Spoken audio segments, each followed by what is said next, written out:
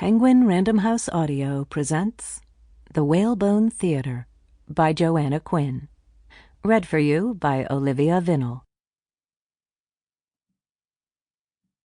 What cares these roarers for the name of king? William Shakespeare, The Tempest. Act 1, 1919 to 1920. The last day of the year. 31st of December, 1919, Dorset. Cristabel picks up the stick. It fits well in her hand. She is in the garden, waiting with the rest of the household for her father to return with her new mother. Uniformed servants blow on cold fingers. Rooks caw half-heartedly from the trees surrounding the house. It is the last day of December, the dregs of the year. The afternoon is fading, and the lawn a quagmire of mud and old snow, which 3-year-old Cristabel stamps across in her lace-up leather boots, holding the stick like a sword, a miniature sentry in a brass-buttoned winter coat. She swishes the stick to and fro, enjoying the vup, vup sound it makes, uses it to spoon a piece of grubby snow to her mouth. The snow is as chilly on her tongue as the frost flowers that form on her attic window, but less clinging. It tastes disappointingly nothingy. Somewhere too far away to be bothered about, her nanny is calling her name. Cristabel puts the noise away from her with a blink. She spies snowdrops simpering at the edge of the garden. Fp, fp. Cristabel's father, Jasper Seagrave, and his new bride are, at that moment, seated side by side in a horse-drawn carriage, travelling up the driveway towards Jasper's family home, Chilcombe, a many-gabled, many-chimneyed, ivy-covered manor house with an elephantine air of weary grandeur. In outline, it is a series of sagging triangles and tall chimney stacks, and it has huddled on a wooded cliff overhanging the ocean for 400 years, its leaded windows narrowed against sea winds and historical progress, its general appearance one of gradual subsidence. The staff at Chilcombe say today will be a special day, but Cristabel is finding it dull. There is too much waiting, too much straightening up. It is not a day that would make a good story. Cristabel likes stories that feature blunderbusses and dogs, not brides and waiting. Fp.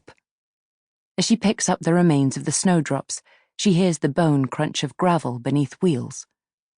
Her father is the first to disembark from the carriage, as round and satisfied as a broad bean popped from a pod. Then a single foot in a button boot appears, followed by a velvet hat, which tilts upwards to look at the house. Cristabel watches her father's whiskery face.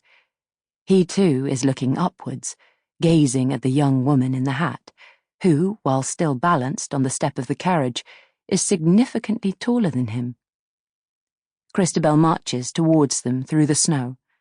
She's almost there when her nanny grabs her, hissing, "What have you got in your hands? Where are your gloves?" Jasper turns. "Why is the child so dirty?" The dirty child ignores her father. She is not interested in him. Grumpy, angry man. Instead, she approaches the new mother, offering a handful of soil and snowdrop petals. But the new mother is adept at receiving clumsy gifts.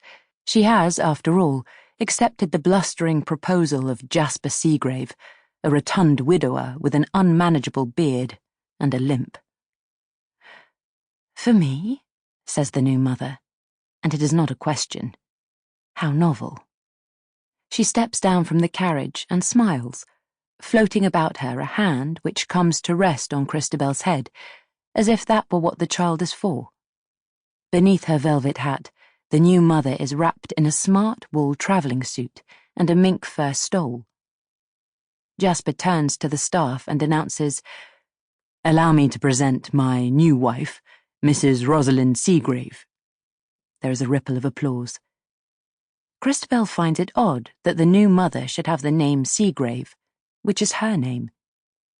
She looks at the soil in her hand, then turns it over, allowing it to fall onto the new mother's boots, to see what happens then. Rosalind moves away from the unsmiling girl. A motherless child, she reminds herself, lacking in feminine guidance. She wonders if she should have brought some ribbons for its tangled black hair, or a tortoiseshell comb, but then Jasper is at her side, leading her to the doorway. "Finally got you here," he says. "Chilcomb's not quite at its best. It used to have a splendid set of iron gates at the entrance." As they cross the threshold, he is talking about the coming evening's celebrations.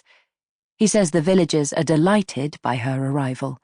A marquee has been erected behind the house, a pig will be roasted, and everyone will toast the nuptials with tankards of ale.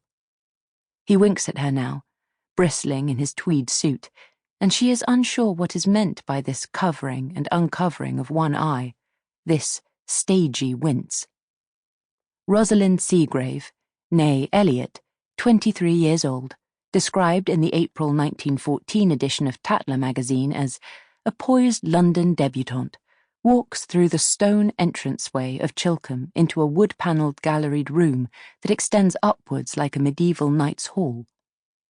It is a hollow funnel, dimly lit by flickering candles in brass wall brackets, and the air has the unused quality of empty chapels in out-of-the-way places. It is a peculiar feeling to enter a strange house, knowing it contains her future.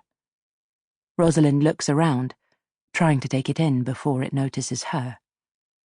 There is a fireplace at the back of the hall, large, stone, and unlit. Crossed swords hang above it. There is not much in the way of furniture, and it does not attract her, as she hoped. A carved oak coffer with an iron hinge, a suit of armour holding a spear in its metal hand, a grandfather clock, a molting Christmas tree, and a grand piano topped by a vase of lilies.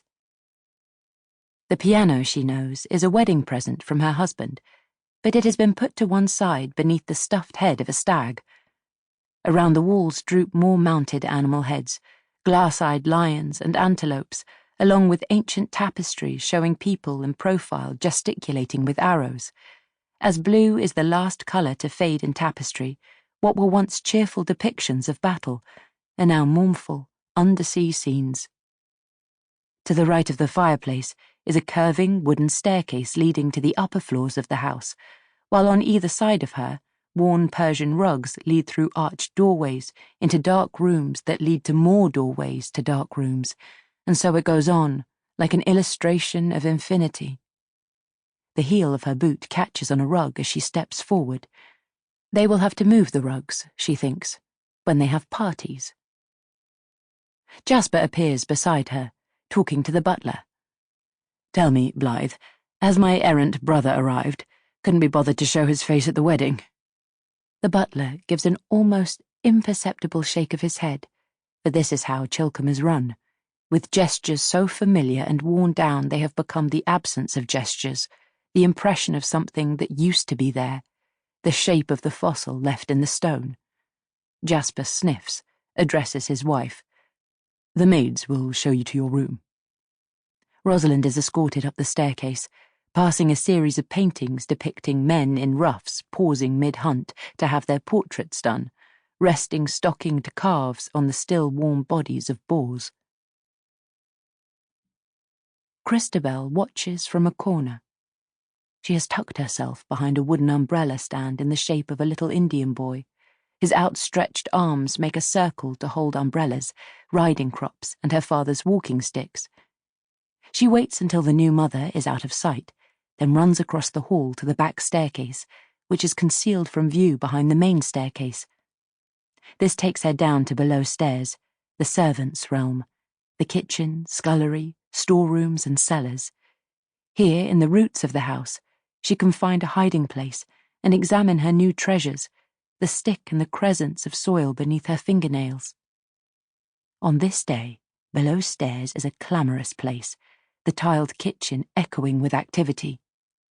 The servants are excited about the evening celebrations, anxious about hosting the wedding party, and full of gossip about the new wife. Cristabel crawls under the kitchen table and listens. Items of interest spark. Sample complete. Ready to continue?